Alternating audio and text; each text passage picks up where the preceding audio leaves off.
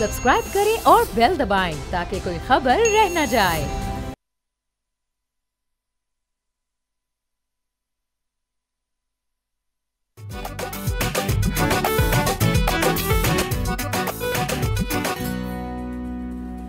अस्सलाम वालेकुम। बोलो जनाब, में बहुत बहुत खुश आमदीद। मैं हूँ असद निज़ामी, मेरे साथ हैं अली आफ्ताब। सर क्या हाल है? सर ज़बरदस्त है। सिर्फ मैं ये जानना चाहता हूँ कि जो आज आपकी टाई है वो नेवी ब्लू है, वो स्काई ब्लू है, कौन सा वाला ब्लू है ये? सर जो ब्लू मुझे उस वक्त पसंद आया वो उठा लिया। आपको पता है भाई के पास टाइयाँ बहुत ज़्यादा हैं, तो ब्लूज़ की जो कैटेगरी उसमें मैंने कहा ज़रा आज ज़रा लाइट ब्लू सी टाई पहनते हैं। और उसका सिर्फ वजह ये है कि आज मैं ज़रा अच्छा फील कर रहा हूँ। वाह। तो ब्लू जो है वो आसमान का रंग है और हम भी जो है, हम आपको पता है हम फ्लाई करना चाहते हैं, तो मैंने कहा उसकी मैं अक्कासी करूँ सर इसकी, क्योंकि अदरवाइज तो आपको पता है कि ब्लू जो है वो ब्लूज जो होते हैं वो गम होता है। तो वो पेंटाटोनिक आप म्यूजिक में अगर करें जी इसी तरह वो मतलब वेडिंग ब्लूज होते हैं इसी तरह विंटर ब्लूज होते हैं। तो वो आप लेकिन गम में नहीं, आप खुशी में ब्लू है। मैं रंग ब्लू को वापस ला रहा हूँ पॉजिटिविटी की तरफ। वाह। तो सर ये देखें ना सर, ये जो शो है यहाँ से हमने वो चीज़ें करनी है जो कि अमूमन बंदा अपनी आम जिंदगी में नहीं कर सकता, क्योंकि पब्लिक सामने बैठी है ना। क्या आप कहने? तो सर उस पब्लिक को हम कह रहे हैं कि ब्लूज से आप घबराए ना, आप सुबह उठें और पाउडर ब्लू शर्ट पहन कर निकल जाएं और देखें आप निखर जाएंगे। ये बिल्कुल आपने इतनी खूबसूरत सी मिसाल दी है ना। उसकी वजह ये है कि पहले एक होता था पिंक, फिर एक होता था बेबी पिंक, फिर एक होता था पाउडर पिंक, फिर तो इस तरह से पिंक के बहुत सारे शेड्स होते हैं। अब आपने वो ब्लू को भी दे दिया। सर बिल्कुल सर, वाह। तो सर आगे चलते हैं, वाह। खबरों का सिलसिला जारी रखते हैं और शुरू करते हैं। बल्कि कल के दिन जो सारे मामलात पेश आए पाकिस्तानी स्टूडेंट्स किर्गिस्तान में बिश्केक में, तो उसकी अपडेट ज़ाहिर है आनी थी। हमने कल के शो में जिक्र किया था कि आज के दिन हम उसके ऊपर थोड़ी अपडेट करेंगे लोगों को। तो उसकी अपडेट जो है वो अच्छी है, मुस्बत है। टोटल 130 जो वहाँ के स्टूडेंट्स हैं वो वापस आ चुके हैं। टोटल 540 जो हैं उनको वापस लाने का प्रोग्राम है और वो आ जाएंगे। हमने थोड़ी अपनी एयरफोर्स का से सहूलत ली और आसरा लिया उनके थ्रू हमने वहाँ उनको यहाँ वापस लेने की कोशिश की। कल का आपको याद होगा कि हमने कहा था कि जी की रिस्पॉन्सिबिलिटी सबसे पहले यूनिवर्सिटीज़ की है, फिर किर्गिस्तानी गवर्नमेंट की है और फिर पाकिस्तानी गवर्नमेंट की। लेकिन पाकिस्तानी गवर्नमेंट जो है उन्होंने बड़ा स्टेप अप किया है और उन स्टूडेंट्स को किसी किस्म का तहफ़्फ़ुज़ दे के यहाँ लाने की भरपूर कोशिश की है। इसहाक डार साहब आज सुबह से इस सारी चीज़ के अंदर थे। ओहो, ये तो बैड न्यूज़ नहीं सर। अच्छा, इसके अंदर थोड़ा सा ना एक बात आई है, वो अभी आपसे शेयर करूँगा, फिर ज़ाहिर है आपका हम उसके ऊपर ओपिनियन भी चाहेंगे।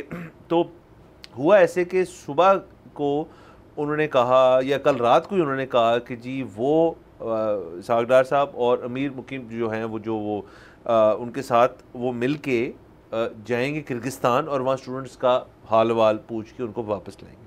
वहाँ पे मियाँ साहब का कोई नया अकाउंट ना खुल जाए सर सागदार साहब जा रहे हैं। अच्छा ओके, सॉरी सर, उनको अकाउंट ओपनिंग अथॉरिटी ले ली गई है इसलिए तो फॉरेन में हो। तो खैर एज अ फॉरेन मिनिस्टर उनको वहाँ जाना चाहिए था और वो जा रहे थे। ये प्रोग्राम वहाँ जाने का एकदम से मुलतवी हो गया और तमाम मीडिया पे, और मतलब वो वाला मीडिया जो लोग अमूमन नहीं देखते, जो आप और मैं देखते हैं, मतलब ये हमने नोटिस कर ली बात कि जी क्यों मुलतवी हुआ प्लान। फिर उन्होंने सहूलत और आसरा लिया इंफॉर्मेशन मिनिस्ट्री का और ताला तारड़ साहब के साथ बैठ के उन्होंने एक प्रेस कॉन्फ्रेंस की। उस प्रेस कॉन्फ्रेंस में फिर सागदार साहब ने दीगर चीज़ें जो बयान की, जिसके अंदर ये था कि किर्गिस्तान गवर्नमेंट से हम राब्ते में थे। शहबाज शरीफ साहब खुद ऑन पॉइंट थे इस चीज़ में। 130 तालिब इल्म वापस आ गया, 540 जो है वो आने वाले दिनों में वापस आ जाएगा। एयरफोर्स से हमने किया, तमाम चीज़ें जो हैं उन्होंने सारी बयान की। और एंड में किसी ने कहा जी कि वो जो आप गए क्यों नहीं? फिर उन्होंने कहा जी वहाँ से फ़ोन है, सब ठीक है। वहाँ से उनकी जो गवर्नमेंट है उन्होंने ये कहा कि जी यहाँ पे मसला सारा हमने संभाल लिया, अब अच्छे की रिपोर्ट है, अच्छे की रिपोर्ट है, सब ठीक है, आने की कोई ज़रूरत नहीं है। तो उन्होंने कहा फिर हम क्यों जाए? तो वो, हालांकि ये बड़ा सिंबॉलिक होता कि अगर 500 से ज़ाहिद स्टूडेंट्स अभी तक वहाँ है जिन्होंने आना है, तो उनको सपोर्ट के लिए हमारे फॉरेन मिनिस्टर को वहाँ जाना चाहिए था। बहुत बड़ा इंसिडेंट है सर। सबसे पहली बात तो ये है कि उनका जो एम्बेसडर पाकिस्तान में मौजूद है उसको कॉल करना चाहिए था पीएम हाउस में और उससे रिपोर्ट लेनी चाहिए थी। बिल्कुल। और कहते तो ये है कि जी हमें तमाम जो हमारे सोर्सेज हैं जो वहाँ पे मौजूद हैं और यहाँ पे मौजूद हैं, वो तो कह रहे हैं सब कुछ ठीक है। सो अगर सब कुछ ठीक है, वेरी गुड, और नहीं जाना पड़ा वो भी ठीक है। लेकिन मैं कह रहा हूँ सेंटिमेंट की हद तक कि वहाँ जाना चाहिए था, नहीं जा पाए, चलें। और भी ज़ाहिर स्टेट चीज़ों के अंदर और भी बड़े मसाइल होते हैं जो हमें नहीं पता होते, होगा कोई मसला, बट वो नहीं गए। बट ये हमें पता चल गया आज के स्टूडेंट सेफ़ हैं और वो जल्द वापस आ जाएंगे। अल्हम्दुलिल्लाह स्टूडेंट सेफ़ हैं। सबसे बुनियादी बात ये थी, आइंदा भी यही रहनी चाहिए। जो एक चीज़ सबसे इम्पॉर्टेंट हमने आज सीखी है वो ये है कि आपको पता है कि पाकिस्तानी जो मेडिकल स्कूल्स हैं उनकी फ़ीस बहुत कम है, और इसी वजह से हम बहुत सारे इंटरनेशनल स्टूडेंट्स को अट्रैक्ट करते हैं। सो ये जो मसाइल आज किर्गिस्तान ने फ़ेस किए हैं, ये कल को हम भी कर सकते हैं। सो हमें ये चीज़ सीखने की ज़रूरत है कि अगर ऐसा खुदा ना खास्ता मामला कभी हमारे साथ होता है तो हमने बर वक्त रिएक्ट करना है। हमने सारे स्टूडेंट्स की जो सेफ्टी है उसको सेफगार्ड करना है, और जो इंटरनेशनल स्टूडेंट्स हैं वो हमारी प्रायोरिटी नंबर 1 होनी चाहिए। सो ये हमने इस सारी चीज़ से सीखा है, क्योंकि इवेंचुअली इंशाल्लाह ताला अल्लाह करेगा हम एक ऐसा मुल्क बनेंगे कि जिसमें सारे ममालिक के लोग पढ़ने आया करेंगे, अपने पैसे खर्चा करेंगे और यहाँ आकर महफूज फील किया करेंगे। सो ये हमारा गोल है और हमने इस चीज़ से ये सीखा है जी। और सर आप देखें अभी भी मैं सिर्फ क्योंकि मुझे ये फर्स्ट हैंड पता है, पंजाब यूनिवर्सिटी जो है हमारी, उनका एक फार्मास्यूटिकल एजुकेशन जो है उसके अंदर एक अच्छी तादाद जो है वो ईरान से आते हैं लोग यहाँ पढ़ने। अफ़गानी स्टूडेंट्स भी बहुत हैं हमारे, आर्ट्स में हैं, दीगर चीज़ों में हैं।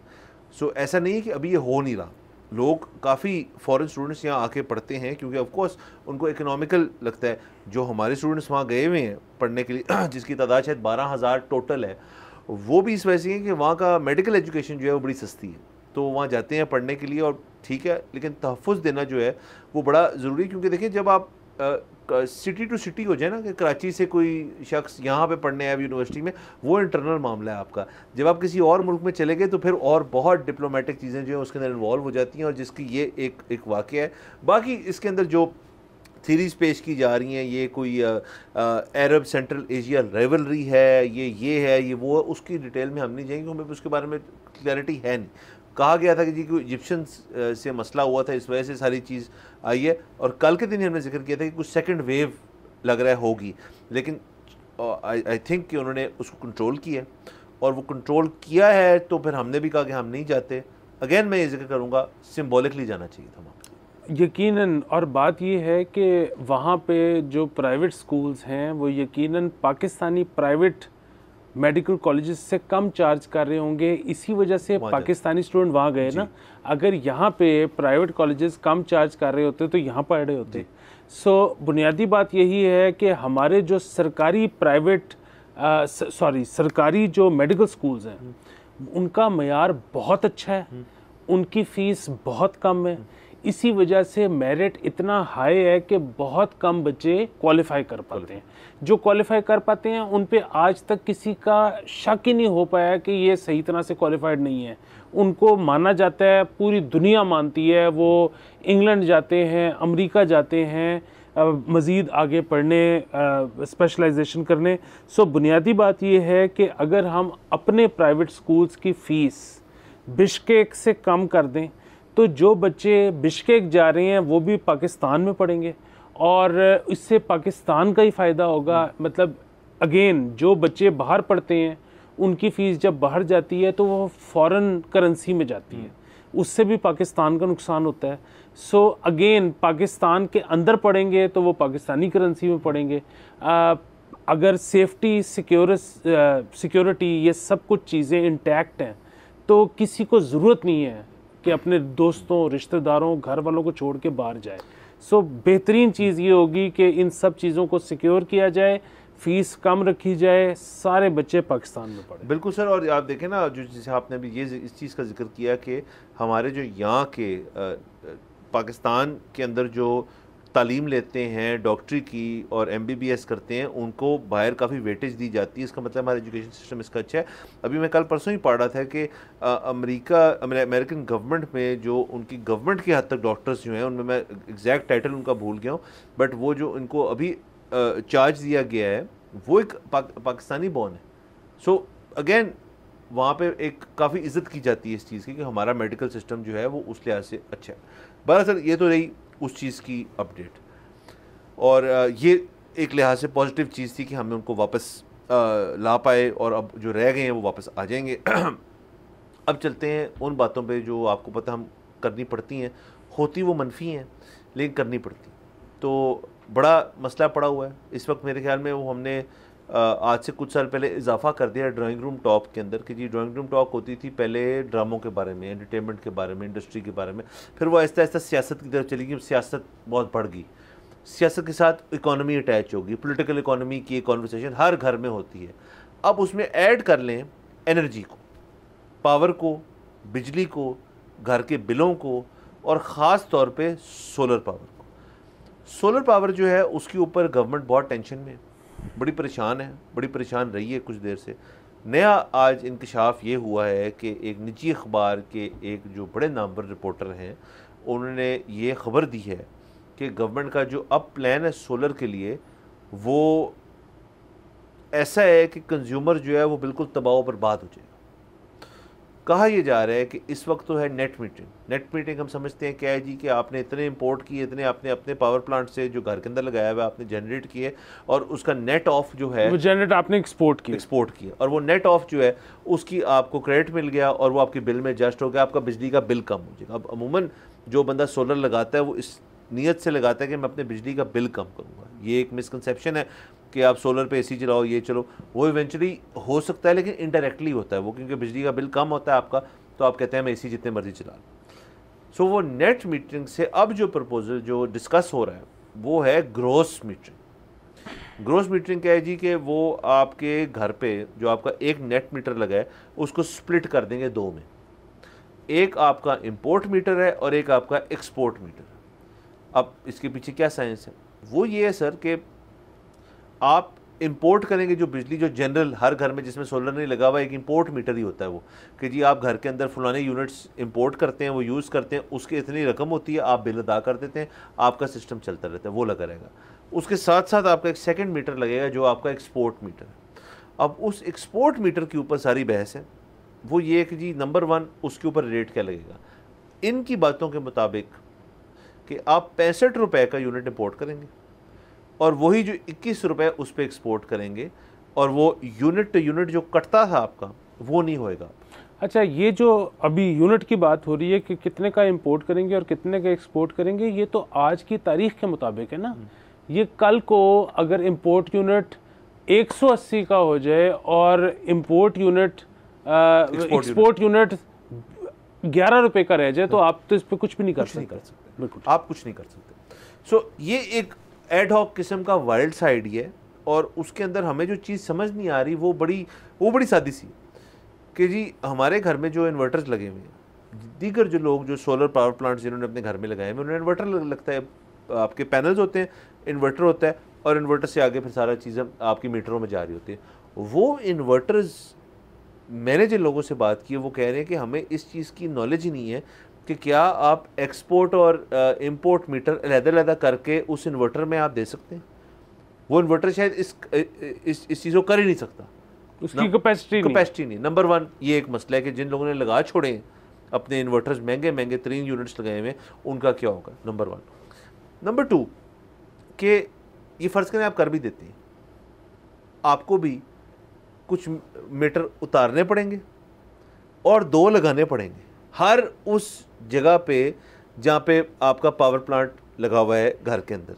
ये भी एक एडिशनल काम है जो सारा आपके स्टाफ को करना पड़ेगा, तो ये कौन करेगा, और आपको मीटर देने पड़ेंगे लोगों को।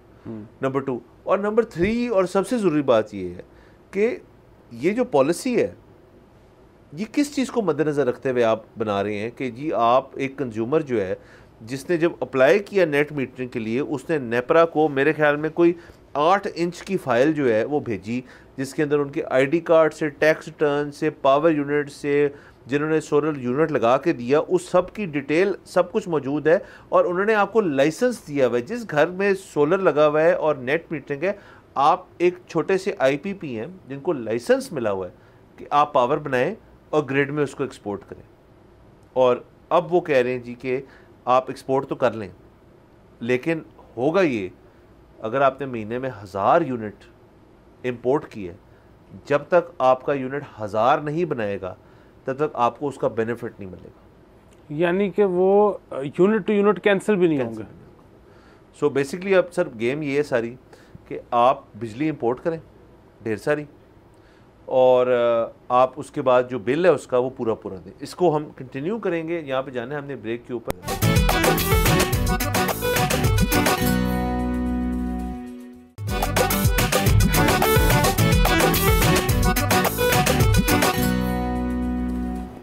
Welcome back from the break. आप देख रहे हैं बोलो जनाब। हम डिस्कस कर रहे थे सर सोलर का मसला।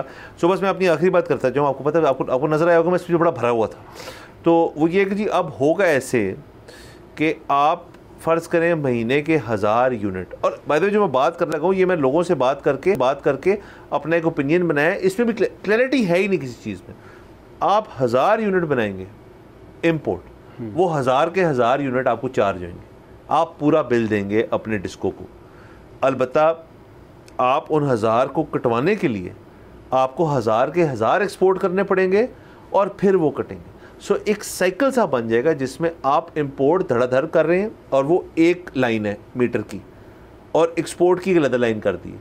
अब आपकी रिवर्स जो मीटर होता है, जो मीटर बाई डायरेक्शनल होता है, वो ख़त्म कर रहे हैं।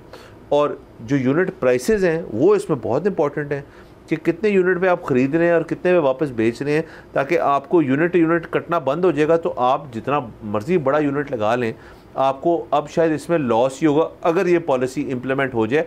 ये भी प्रपोजल है, ये पॉलिसी नहीं है। अच्छा, अब ये आपने बहुत आप भरे हुए थे सर। आपने सर मैं हल्का हूँ इसके प्रोज एंड कॉन्स सब कुछ बता दिया। और भी कुछ बताना है तो बता दें। उसकी वजह ये है कि मैंने इसके बारे में डिस्कशन ही नहीं कर रहे।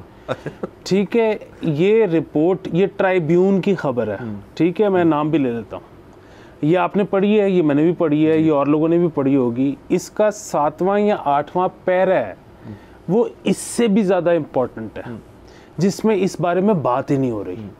और वो क्या है कि पाकिस्तान ने चाइना को कहा है कि हमारा जो डेट है उसको आप दोबारा से देख लें। ठीक है, इसके लिए एक लफ्ज़ कहा जाता है, आप वाकिफ़ हैं उससे जी, कि बात ये है कि हम टेक्निकली डिफ़ॉल्ट कर चुके हैं। उसकी वजह ये है कि जब आप किसी भी मुल्क को ये कहते हो कि जो हमने आपके पैसे देने थे वो हम नहीं दे सकते, आप इसको रीस्ट्रक्चर कर दें। रीस्ट्रक्चर का मतलब ये है कि हम डिफ़ॉल्ट कर चुके हैं, अब आप बताएं कि हमने क्या करना है। सो एक तो बुनियादी बात इसमें यह थी कि हम डिफ़ॉल्ट कर चुके हैं। दूसरी इसमें बात यह है कि चाइना ने आगे से जवाब ये दिया है, इसी रिपोर्ट का हिस्सा, मैं अपने पास से नहीं बता रहा, इसकी रिपोर्ट में है ये। वो ये है कि चाइना ने कहा है कि जी बिल्कुल ठीक है, हम आपको रीस्ट्रक्चर कर देते हैं आपका डेट, लेकिन जब हम रीस्ट्रक्चर करेंगे तो उसके बाद भी जो आपकी एनर्जी कॉस्ट है उसमें पर यूनिट में 3 रुपए से ऊपर का फ़र्क ही नहीं आएगा। ठीक है, सो पहली सबसे बुनियादी चीज़ कि हम डिफ़ॉल्ट कर चुके हैं। आप इसको जिस भी अच्छे ज़बान में लोगों को बताना चाहते हैं आप बता दें। दूसरी चीज़ ये है कि अब रीस्ट्रक्चरिंग के बाद भी अगर आप ये सोच रहे हैं ना कि यार हमने तरक्की करनी है, और तरक्की करने का मतलब ये है कि कल से हम एनर्जी का ज़्यादा इस्तेमाल करेंगे, आपके घर पे अगर इतने यूनिट इस्तेमाल होते हैं, आप शायद कल से बिटकॉइन की माइनिंग भी शुरू कर दें, आप शायद कल से कोई और भी प्रोग्रेसिव काम शुरू कर दें, आप शायद हो सकता है कल से तिक्के मसाले लगाना शुरू कर दें। ठीक है, मतलब वो भी एक किस्म की प्रोग्रेस ही है ना, मतलब आप कुछ कर रहे हैं। आप वो जो इकोनॉमी, मतलब आप जो एनर्जी यूज़ करते थे, आप उसमें कुछ प्रोडक्टिविटी ला रहे हैं, उसकी वजह से इकोनॉमी का पहिया चल रहा है, आप पैसे कमाएंगे, आप टैक्स देंगे, वो सब कुछ एक सर्कल चलेगा। सो बुनियादी बात ये है कि उस सारे के बावजूद यूनिट में 3 रुपए से ज़्यादा का फ़र्क ही नहीं आएगा। ये चाइना ने आपको बता दिया, ये उसी रिपोर्ट का हिस्सा है जो आप मुझे पढ़ के सुना रहे हैं। सो हम पीछे कुआं आगे खाई में फंस गए हैं। अब आप बताएं क्या करना है। सर अब मुझे तो नहीं पता क्या करना है। मैं सबसे पहले तो मेरी ये उम्मीद है कि ये वन ऑफ दोज प्लान्स हैं जो अमूमन हमारे सरकारी क्वार्टर्स में शेयर होती हैं, और वैसे ही होता है कि सुबह एक शख्स उठता है और उसने अपने जो सीनियर है उनको एक रिपोर्ट देनी होती है कि जी हमारा एनर्जी क्राइसिस जो है उसका मेजर मसला क्या है। इस रिपोर्ट से पहले कुछ दिन पहले किसी ने कहा होगा जी सोलर पावर जो है ना वो इतना लग रहा है। असल में सर मसला ये हुआ है कि बहुत ज़्यादा लोगों ने जब सोलर पावर के जो पैनल्स हैं वो सस्ते होना शुरू हुए हैं तो उन्होंने बहुत सारे इंपोर्ट कर दिए। मतलब 10 महीने के अंदर पता नहीं कितने मेगावाट जो है वो इंपोर्ट हो चुका है और वो पड़ा हुआ है और वो लग रहा है और वो धड़ाधड़ लग रहा है हर जगह। वो इंडस्ट्री लगा रही है, पता नहीं कौन कौन लगा रहा है। मैं उस दिन किसी से मिला, उनका बहुत बड़ा काम है कराची में टेक्सटाइल का, पॉलिएस्टर का। वो कहते हैं हमारा 2 मेगावाट है, हम 4 मेगावाट लगा रहे हैं। सो उनको इससे परेशानी होती है।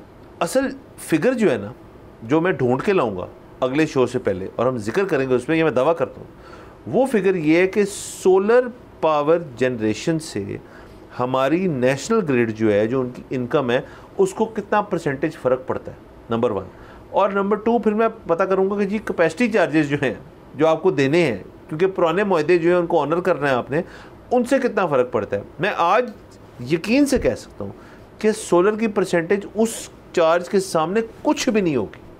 सिर्फ सर ये लूस बॉल जो मिलती है आपको, आप उसको छक्का मारते हैं, ये छक्का मार रहे हैं कि जी हम सबको दिखाएं कि जी हम कितने एनर्जी कॉन्शियस हैं, हम कितना पैसा निचोड़ सकते हैं कस्टमर से। एंड नंबर 3 कि हम सोलर की मद में ही कर रहे हैं ना, तो हम एनवायरमेंटली कॉन्शियस भी हैं। सो ये सारी चीज़ें जो हैं ये बड़ी अच्छी हैं ख़बरों की हद तक, सुर्खियों की हद तक। मैं आज ये भी बात कर देता हूँ अपने शो के ऊपर कि अगर ये वाली पॉलिसी कानून की सूरत में पेश हुई कहीं, तो आपका कोई ना कोई अदालत जो है इसके ऊपर स्टे भी लेगी। क्योंकि ये आप सोचें कि जितने लोगों ने लगाया है सोलर, आज लगाया है, 2 साल 5 साल पहले लगाया है, वो सब जो हैं उनका मुआहदा हुआ है नेपरा से कि उसके कई उसके अंदर चीज़ें हैं जो आपका एक कॉन्ट्रैक्ट है उनसे। आप कह रहे हैं कि हम कंज्यूमर का कॉन्ट्रैक्ट वॉइड करते हैं नेट मीटर का और ग्रोस मीटर पे जा रहे हैं। मुझे बताएं, आपको, मुझे या हमारे जानने वालों को, या चले हम हमारे पास सोलर हो ना हो, इतने शहरी हैं वो जाके दावा नहीं कर सकते कि ये कॉन्ट्रैक्ट की खिलाफ वर्जी है। तो ये क्या थॉट प्रोसेस है? मैं तो सिर्फ सर और कुछ नहीं, आपकी बात अपनी जगह बजा कि हम डिफ़ॉल्ट कर चुके। मैं थॉट प्रोसेस समझना चाह रहा हूँ क्योंकि उससे मुझे इंसाइट मिलेगी कि ये बाकी एनर्जी के अलावा चीज़ों में क्या कर रहे हैं। अगर थॉट प्रोसेस ये है कि आपने बस ये चीज़ कर देनी है तो फिर तो बड़ा मसला है सर, फिर तो इस चीज़ की समझ नहीं आ रही कि आगे क्या होना। नहीं, देखें, बुनियादी बात ये है कि जो आपने पहली बात ये की कि जी जिन लोगों ने लगा दी है क्या वो कोर्ट में जाकर रिलीफ मांग सकते हैं? जवाब है नहीं। वो जवाब नहीं क्यों है? क्योंकि उनकी मतलब लीगली वो मांग सकते हैं या नहीं मांग सकते वो कता नज़र। बात ये है कि पाकिस्तान में कोर्ट में जाने का मतलब ये है कि आपके बहुत सारे साल लग जाएंगे। सो एक शरीफ और गरीब आदमी तो ये अफोर्ड ही नहीं कर सकता कि वो अदालत में चला जाए किसी भी चीज़ को लेकर, वो जितना मर्जी राइटफुल क्यों ना हो। सो ये बात तो बीच में से निकल गई। अच्छा, दूसरी बात कि जब ये जो हमारे डिस्कोस हैं वो जब इस तरह की चीज़ एक्सपेक्ट कर रहे हैं तो वो राइटफुली कर रहे हैं या नहीं कर रहे, उसका जवाब ये है कि जितने ऐसे लोग हैं जिन्होंने इंस्टॉल किया है सोलर, ये सारे वो लोग हैं जो कि अच्छे कंज्यूमर थे उन डिस्कोस के। ये टाइम पे बिजली का बिल अदा करते थे, ये किस्तें नहीं करवाते थे, ये कुंडा नहीं डालते थे। अच्छा, ये बरियो जमा हो गए हैं, इन्होंने सोलर सिस्टम इंस्टॉल करवाया है और अब ये बिल ही नहीं देते। अब एक तो जो नॉट सो गुड यूज़र था वो डिस्कोस के पास रह गया और जो बैड यूज़र था वो डिस्कोस के पास रह गया। सो अब फिर अगेन वही वाली बात कि एक तरफ तो ये डिस्कोस की तरफ से एतराफ़ है कि जो लोग बिल नहीं देते या जो लोग बिजली चोरी करते हैं, हम किसी सूरत उनसे रिकवरी नहीं करवा सकते। ये एक एतराफ़ जुर्म है एक तरफ। दूसरी तरफ जहाँ से हम पूरा करते थे वो ग्रिड से निकल गए। ये दो बातें हो गई। तीसरी चीज़ ये कि इसमें डिस्कोज एक जो अपना टेक्निकल चीज़ बयान करते हैं, वो ये करते हैं कि जी एक शख्स जो कि इतना अमीर है, जो कि ख़ुद से अपनी बिजली प्रोड्यूस कर सकता है, सोलर से, विंड से, व्हाटएवर, वो अगर बैटरीज लगाएगा और अपने आप को, मतलब ज़ाहिर है सूरज तो एक टाइम पे निकलता है, हवा तो एक टाइम पे निकलती है, एक टाइम दिन का या रात का ऐसा भी आता है जिसमें कुछ ऐसा नहीं होता। सो उस वक्त वो किसकी बिजली इस्तेमाल कर रहा है? वो जो उसने बिजली प्रोड्यूस की थी दिन में, वो उसको इस्तेमाल कर रहा है। अच्छा, अब वो जब इसको इस्तेमाल कर रहा है तो क्या उसके पास बैटरीज़ हैं? क्योंकि अगर उसके पास बैटरीज़ हैं जो उसने ख़ुद इंस्टॉल की हैं, तो वो चाहे लिथियम आयनाइज्ड हैं जो 10 साल चलती हैं, या वो रेगुलर बैटरीज़ हैं जो 2 साल चलती हैं, इन एनी केस उसकी एक कॉस्ट है। और उसने 2 साल बाद या 10 साल बाद, depending on what kind of battery it is, उसने चेंज होना है। वो उसकी कॉस्ट किसने पे करनी है? बेयरर ने। सो अगर वो नहीं पे कर रहा और वो चाह रहा है कि जी मैं ग्रिड में वो डाल देता हूँ और जब मुझे चाहिए होगी तो मैं ग्रिड से वो ले लूँगा, सो ये जो स्टोरेज की कैपेसिटी है ये पे कर रही है गवर्नमेंट। सो सरकार ये कहती है कि वो जो गवर्नमेंट पे कर रही है उसके चार्जेस हम बेयरर से चार्ज कर रहे हैं। अब इसमें अगेन पहला सवाल ये पैदा होता है कि अगर वो लिथियम आयनाइज्ड जो कि सबसे महंगी बैटरी है, वो भी अगर लगाता है और उसके बदले में जो आप चार्ज कर रहे हो वो बराबर है या कम है? अगर तो कम या बराबर भी है तो फाइन, अगर उससे ज़्यादा है तो कोई आपको क्यों देगा? कोई बैटरीज खुद ही क्यों नहीं ले लेगा और ग्रिड से हट क्यों नहीं जाएगा? तो और जब वो ग्रिड से हट जाएगा तो फिर वो एक बैड कस्टमर है, मतलब a good customer that you have lost. ठीक है। दूसरी चीज़ ये कि अगर वो उतनी ही है या उससे कम है तो अगेन मसला फिर वही है, you are losing customer. On the other hand you are pitching new contracts to, अभी हमने देखा है कि सऊदी अरब को इन्होंने 2 पावर प्लांट्स पिच किए हैं। अगेन इसमें हम ये नहीं कह रहे कि इन्होंने गलत किया है, बिल्कुल ठीक किया है। वी नीड मोर पावर, क्योंकि अगर हमने तरक्की करनी है तो हमने मोर पावर कंज्यूम करनी है जो कि सस्ती भी हो। अगेन वो पावर का एक मिक्स होता है कि जी इतने % विंड से आएगी, इतने % वाटर से आएगी, इतने % सोलर से आएगी, इतने % कोल से आएगी, इतने % हम तेल साड़ के जमाएं। अच्छा, वो सारा जो एक पावर का मिक्स है वो आपके एक्सपर्ट्स ने हमें बताया। हम इंसान हैं, हम वोटर हैं आपके, हमसे चल रहा है ये मुल्क। आपने हमारे साथ शेयर किया या बस आप कह रहे हो कि चुप करके जो हम कह रहे हैं वो करी जाओ? तो वही हो, ऐसे नहीं होगा। वही हो रहा है इस सारी चीज़ में, वही हो रहा है। और इसी से मुझे एतराज़ है कि जो खबर आ जाती है ना कि जी अब ये होने लगा है, इससे परेशानी होती है। आप सबको ऑन बोर्ड लें। बड़ा सर हमने बहुत तफसील से इस चीज़ को डिस्कस किया है। मुझे यकीन है आने वाले कुछ चंद दिनों में, जब अगले हफ्ते खैर से हम शो करेंगे तो और चीज़ें आएंगी उसमें। लेकिन अब मैं एक और ख़बर पे जाना चाहता हूँ जो बड़ी अफसोसनाक खबर है। ईरान के जो सदर हैं उनके बारे में अभी ये कुछ घंटे पहले ही खबर आई है कि उनका हेलीकॉप्टर अज़रबैजान में जब लैंडिंग के दौरान पहाड़ों में एक हार्ड लैंडिंग हुई है, और जब तक हम ये ख़बर ब्रेक कर रहे हैं अब तक उनकी इतला कोई है नहीं हमारे पास। ये भी कुछ देर पहले मुझे याद पड़ता है ये पाकिस्तान भी आए हुए थे, यहाँ पे कुछ वाजिद साहब से मिलते, कुछ मुआहदे भी हुए थे हमारे। तो ये अगेन जब एक बड़े मुल्क का एक लीडर, जो उनका एक सीनियर लीडर होता है, जब इस बारे में खबर आई तो बड़ा दुख होता है। तो आई होप कि इसके अंदर कोई मुस्बत खबर जो है वो जल्द आए। अभी तक तो यही है कि वो माउंटेन्स में क्रैश हुआ है, हार्ड लैंडिंग हुई है, और उसके अलावा खबर नहीं है। नहीं, सिर्फ बड़ा मुल्क हो छोटा मुल्क हो, ये बहुत तशवीशनाक बात है और ये बहुत दुख की बात है। और लीडर क्या, एक आम शख्स ही क्यों ना हो, इंसानी जान जो है वो इक्वली इम्पोर्टेंट है, किसी की भी क्यों ना हो। सो हमारा दिल, हम अफसोस करते हैं, सब कुछ हमारी जो है कंडोलेंसेस उनके साथ। जी। और कहा जा रहा है कि अभी जो रेस्क्यू एफर्ट्स हैं वो इस वजह से नहीं की जा रही क्योंकि उस पर्टिकुलर इलाके के अंदर जो फॉग और जो वेदर कंडीशंस हैं वो अलाउ नहीं कर रही कि रेस्क्यू एफर्ट्स की जाएँ। सो हमें उम्मीद है कि जब आहिस्ता आहिस्ता वक्त जो है वो आगे जाता है तो इनको रेस्क्यू किया जाएगा और वो सब जो उस हेलीकॉप्टर में थे वो ठीक होंगे, सलामत होंगे, अल्लाह करे, और हम दुआ करते हैं उनके लिए। बिल्कुल ठीक है। और दूसरी चीज़ ये है कि मतलब वैसे तो इस तरह का वाक़या कहीं भी पेश आ सकता है, लेकिन जब आज़रबाईजान में पेश आता है तो दिल और दुखता है, या ऐसी किसी भी और जगह पेश आता है तो दिल और दुखता है। उसकी वजह ये कि आपको पता है आज़रबाईजान हमारा मुसलमान मुल्क है और उसका एक जो कैपिटल है बाकू, वो पार्टी के लिए मशहूर है। सो मतलब वहाँ पे लोग जाते हैं फ़न करने, इंजॉय करने। वहाँ पर मतलब एक त्यारा उड़ा जो वहाँ पर जाना था और वहाँ पे उसके साथ हादसा पेश आ गया, तो इसमें मज़ीद दुख होता है। मज़ीद दुख होता है सर, बिल्कुल। सर बाकी अगेन इसको हम फॉलो करते रहेंगे इस खबर को, और हम आगे इसको देखेंगे इसकी क्या डिटेल्स आती हैं। आगे चलते हैं sir.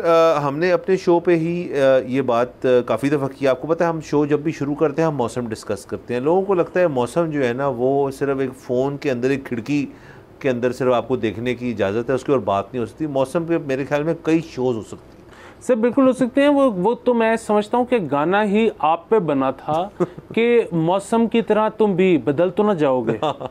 Sir thank you sir. तो ऐसे है कि आपने उस हमारे परसों वाले शो में जिक्र किया कि हीट वेव आ रही है। हीट वेव का मैंने जिक्र किया, उस पर तबसरा आपने किया कि 21 से आगे अब एक हीट वेव मुतवक्की है। पंजाब सिंध के इलाकों के अंदर 8 डिग्रीज तक का फ़र्क जो है वो पड़ सकता है, ऊपर की तरफ नीचे की तरफ नहीं। और तो उससे लोगों को परेशान भी होना चाहिए और थोड़ा सा अपनी कुछ ऐसे इकदाम लेने चाहिए जिससे उससे बच पाएँ। आपने जिक्र किया कि इंडिया में की जो हीट वेव के अंदर कुछ पॉलिसीज़ होती हैं जो इम्प्लीमेंट करते हैं अपने कुछ शहरों के अंदर, जो भी वो कर चुके हैं, क्योंकि ये पूरे खत्ते का मसला, सिर्फ पाकिस्तान ऑब्वियसली इशू नहीं है।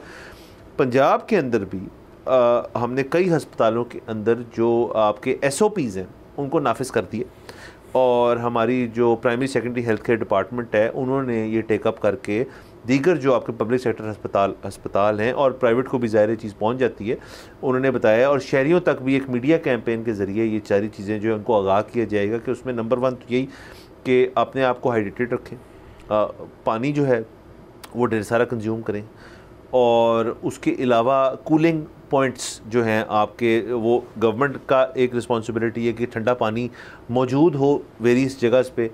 अच्छा, उसके साथ साथ उन्होंने ये कहा है कि आपकी जो लेबरर्स हैं जो मुख्तलिफ कंस्ट्रक्शन साइट से लेके और दीगर लेबर ओरिएंटेड काम करते हैं, उनको डायरेक्ट सनलाइट में काम करने के पे आप मजबूर ना करें, उनको आप बचाएं इस चीज़ से। तो बहरहाल इसकी को हम थोड़ा सा कंटिन्यू करेंगे, उसके बाद हमारे पास एक और ख़बर भी है। यहाँ जाना हमने ब्रेक के ऊपर, लेट्स टेक अ ब्रेक।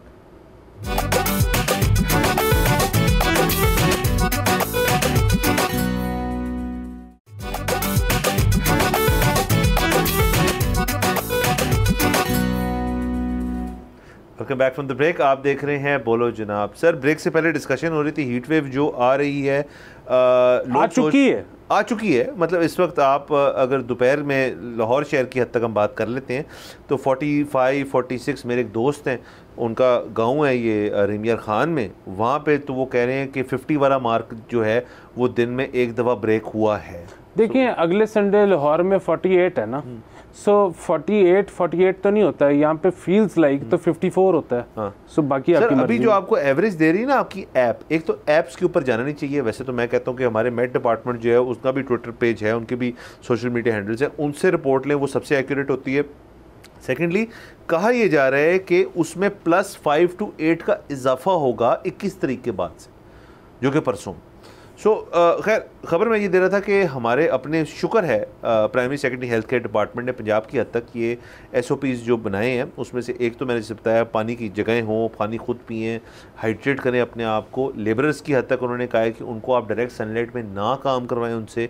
अब सवाल सिर्फ से सर ये पैदा होता है कि हीट वेव्स तो आती हैं और जाती हैं, हम इसके बारे में क्यों इतनी बात कर रहे हैं? क्योंकि अब इस किस्म की मैकेनिज़्म बन चुका है मीडिया का भी और सोशल मीडिया का कि लोग कुछ चीज़ों की हाइप बड़ी क्रिएट करते हैं कि जी वो स्मॉग जो है वो ये कर देगी और फलानी चीज़ वो कर देगी, आपकी बहुत सर्दी होगी तो आपको यखनी पीनी चाहिए, ये करनी चाहिए।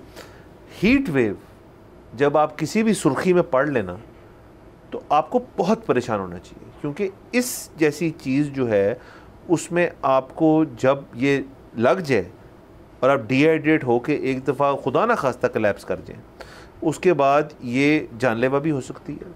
लेकिन उसके बाद इसकी रिकवरी जो है वो कोई एक आध घंटे की नहीं होती, वो कई दिनों की होती है, और उसके बाद आप अपनी ऑप्टिमल परफॉर्मेंस में आती है, आपकी टांगों से जान निकल जाती है। सो इसको बहुत संजीदा लेने की ज़रूरत है, इसमें कोई शक नहीं। और सिर्फ टांगों से नहीं, so again I am not glorifying heat wave, लेकिन अगर किसी को ये लग गई है तो वो, और लग चुकी है, आई एम होपिंग कि कभी किसी को नहीं लगे, लेकिन अगर किसी को ये लग चुकी है तो वो ये आपको बता सकता है फ्रॉम हिज और हर एक्सपीरियंस कि इसमें आपको आपके घर वाले उठाते हैं और वो एक जग पेश कर देते हैं किसी भी शरबत का जो आप पी लेते हो, और आप दोबारा सो जाते हो, और फिर आपको उठाया जाता है खाने के लिए या पीने के लिए। बहुत आती है इसमें। हाँ, और वो ज़ाहिर खाने की तो आप में एनर्जी होती ही नहीं। सो जो आपको जग पेश किया जाता है किसी भी शरबत का, वो आप पी लेते हो। इस जैसी नींद आप एक्सपीरियंस ही नहीं कर सकते। सो ये जो गर्मी लगना है ना, ये जानलेवा भी है और इसका ये वाला लुत्फ भी है, लेकिन जाहिर है हम किसी को ये मशवरा नहीं दे सकते। बिल्कुल हमें देना चाहिए। अच्छा, आपका बेस्ट है कि आपने मशवरा दे के वापस ले लिया। सर ये नहीं करना चाहिए। बाकी ये है कि आपको पता है कि मतलब हम अकेले तो नहीं हैं जो इसमें से गुजर रहे हैं। ये एक खित्ता है, इसमें इंडिया में 24 स्टेट्स हैं जिस पे उन्होंने बाकायदा ये कानून साजी की है कि उनमें ये वल्नरेबल हैं इस चीज़ को लेकर, कहाँ पे पानी रखना चाहिए, कहाँ पे खाना रखना चाहिए, कहाँ पे दाना रखना चाहिए परिंदों के लिए। ये सारा कुछ उन्होंने उसमें एक कानून साजी की है। वो भी इम्प्लीमेंट कर पाए हैं, नहीं कर पाए, कामयाबी से कर पाए हैं, नाकाम हो गए हैं, वी डोंट नो। लेकिन इसी तरह सिंध ने भी एक कानून साजी की, अगेन वी डोंट नो कि वो कर पाए नहीं कर पाए। पंजाब का हमने ये सुना ही नहीं कि उन्होंने कोई ऐसी कानून साजी की। आज से पहले हमने सुना नहीं। हो सकता है की हो, और अगर नहीं की तो प्लीज करें। और ये ऐसी चीजें हैं कि मतलब ये कुछ सीक्रेट थोड़ी है। अभी आप इंडियन उन स्टेट्स की वेबसाइट पे जाएंगे तो आपको वो सारे नुकात मिल जाएंगे। जो आपको लगता है कि आप पे लागू होते हैं उनको कॉपी कर लें, जो आपको लगता है आप पे लागू नहीं होते उनको रिजेक्ट कर दें। और सर बड़ी सीधी सादी बात है जो उन्होंने आज ये primary secretary health care department ने पंजाब के अंदर जो SOPs सजेस्ट किए हैं, ये बड़े आम से हैं। मतलब इसमें कोई रॉकेट साइंस तो है नहीं। हाइड्रेशन की है, धूप अवॉइड करें, ये की है। स्कूलों की टाइमिंग्स जो हैं वो कल से वैसे ही चेंज हैं। अव्वल तो मेरा और हाइड्रेशन, सॉरी क्यों कट रहा हूँ, हाइड्रेशन दो तरह की है। एक ये है कि हर जगह पे पानी मौजूद है पीने के लिए। दूसरी चीज ये है कि ऐसे लोग जो इससे मुतासिर हो चुके हैं उनके लिए वो ORS होना चाहिए, बिल्कुल होना चाहिए, ओवर द काउंटर होना चाहिए, सबको दस्तयाब होना चाहिए। और सेकेंडली स्कूलों की हद तक तो मेरा अपना ख्याल है कि अब क्योंकि ये हफ्ता जो आ रहा है इसमें स्कूल्स आर ऑन, एग्ज़ाम्स हैं, बहुत सारे स्कूलों में एग्ज़ाम्स हैं, तो बच्चों को इस चीज़ के थ्रू गुजारना ये मेरे ख्याल में ज़्यादती है। थोड़ा सा एजुकेशन डिपार्टमेंट की जिम्मेदारी बनती है कि वो या तो जिन जो एग्ज़ाम्स वाले बच्चे हैं जो कि ज़रा बड़ी क्लासों के होते हैं उनकी हद तक ठीक है, बाकियों को पास करें और उनको कहें घर बैठो आराम से यार, मतलब छोटे बच्चे जो हैं, क्योंकि सर हीट जो है वो बहुत ख़तरनाक होती है एंड इस चीज़ को कंसिडर करना चाहिए। शुक्र है पंजाब गवर्नमेंट ने थोड़ा सा इसकी तरफ देखा है। बहरहाल सर इसको हम ज़ाहिर सर इस पे आप इससे पहले कंक्लूड करें, मैं सिर्फ ये कहना चाहता हूँ कि स्कूल के बच्चों को तो करे, लेकिन मैं भी PhD का ख्वाहिशमंद हूँ और मेरे ख्याल में मुझे भी बस पास कर देना चाहिए। सर वाह, आपका करा देते हैं सर, आपके इसी चक्कर में। बहरहाल सर वक्त ख़त्म हो जाता है। नाज़रीन अगले हफ्ते इंशाल्लाह आपसे फिर मुलाकात होगी। हमें इजाज़त दीजिए, खुदा हाफ़िज़।